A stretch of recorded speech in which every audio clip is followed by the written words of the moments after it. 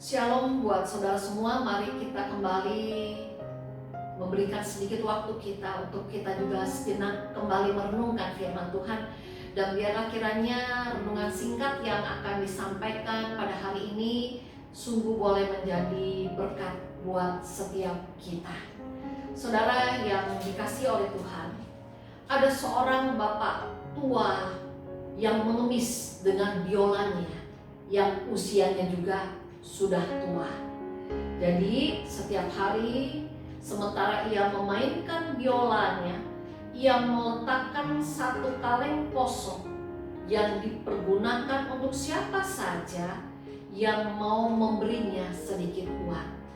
Nah, suatu kali ketika dia sedang mengamen dengan biolanya, datang seorang laki-laki yang menyatakan niatnya untuk meminjam biolanya.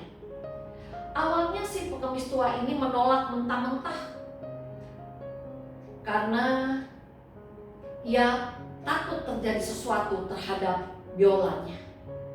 Lalu pengemis ini menolak mentah-mentah untuk biolanya dipinjam walau hanya sebentar, karena ia melihat kaleng di depannya pun masih kosong. Belum ada uang 1 sen pun yang ada di dalamnya. Masakah ia akan membuang-buang waktu dengan ia meminjamkan biolanya ke orang lain yang tidak dikenalnya? Namun karena kegigihan orang tersebut, pada akhirnya sang pengemis tua ini meminjamkan biolanya. Dan saudara, singkat cerita, betapa kagetnya sang pengemis tua mendengar suara biola yang dimainkan oleh si bapak itu. Suara itu begitu halus, begitu indah. Dan rupa-rupanya permainan biola si bapak tadi bukan hanya mempesona si pengemis, bukan hanya membuat si pengemis yang kagum akan permainan biolanya, tapi rupa-rupanya permainan biola bapak tadi membuat banyak orang yang berlalu lalang pada waktu itu akhirnya menghentikan langkahnya untuk menikmati permainan biolanya. Dan tanpa terasa sudah beberapa lagu dimainkan oleh bapak tadi, dan orang yang berkumpul semakin banyak, dan orang yang meletakkan uang di kaleng yang ada di depan pengemis itu pun semakin banyak, bahkan sampai hampir penuh. Bapak pengemis itu sangat terharu dibuatnya. Dan ketika bapak yang meminjam biolanya itu mengembalikan biolanya, si pengemis pun tidak lupa mengucapkan terima kasih. Dan dengan terharu dia bertanya kepada bapak si peminjam biola itu, "Siapakah Anda?" Dan dengan rendah hati orang itu menjawab, "Nama saya Paganini."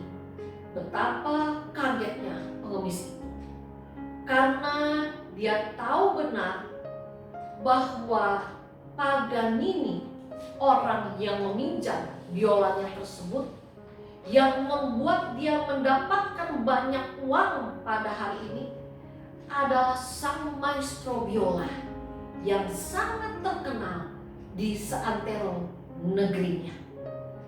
Saudara yang dikasihi oleh Tuhan, di dalam kehidupan kita mengenal Allah, sang pencipta kehidupan, bahkan pemilik kehidupan itu sendiri. Dan dapatlah kita mengatakan bahwa Allah adalah maestro kehidupan setiap kita.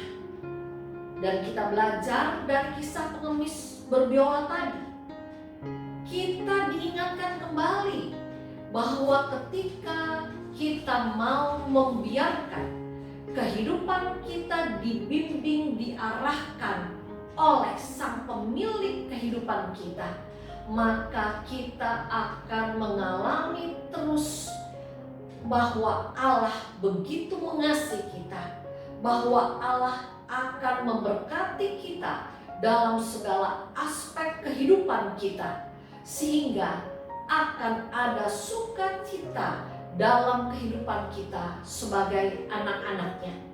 Saudara, pada saat ini firman Allah dalam kitab Yeremia 29 ayatnya yang ke-11 mengingatkan demikian.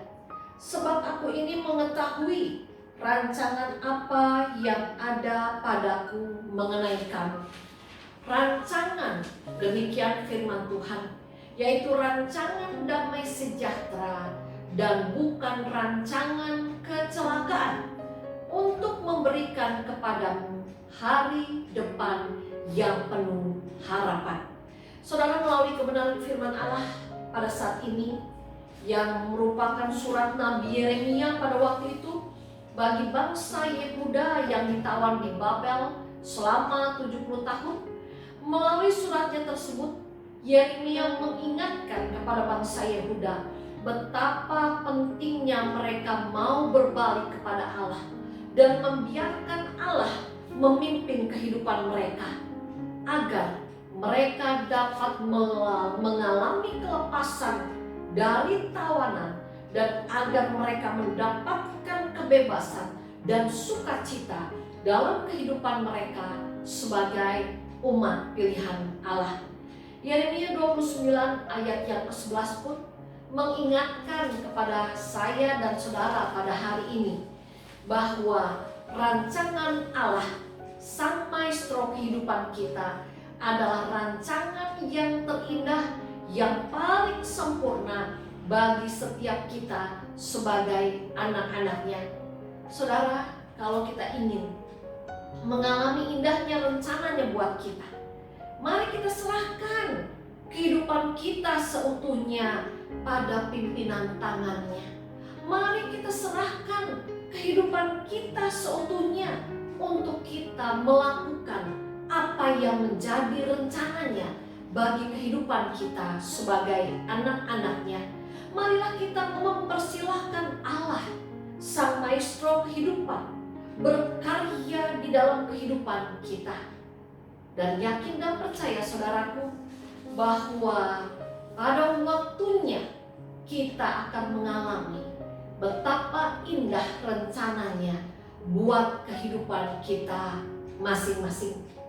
Marilah saudara kekasih Tuhan, dalam masa Advent pada saat ini, dalam masa-masa kita menanti kedatangannya yang kedua, yang semakin lama semakin dekat, mari kita jalani kehidupan kita dengan selalu yakin dan percaya bahwa Allah kita selalu punya rencana yang paling indah untuk kehidupan kita masing-masing. Marilah dalam kehidupan kita selanjutnya, kita mau membiarkan Allah, Sang Maestro kehidupan, yang mengatur, yang membimbing kehidupan kita. Biarlah Tuhan yang akan menolong setiap kita. Amin. Kita berdoa. Bapa yang ada di surga, kami bersyukur Engkau adalah Maestro kehidupan kami. Oleh karena itu, biarlah kiranya kehendak Tuhan saja yang boleh terus kami lakukan dalam kehidupan ini, sehingga pada waktu Tuhan kami boleh mengalami betapa sempurna dan indah rencana-Mu bagi kehidupan kami.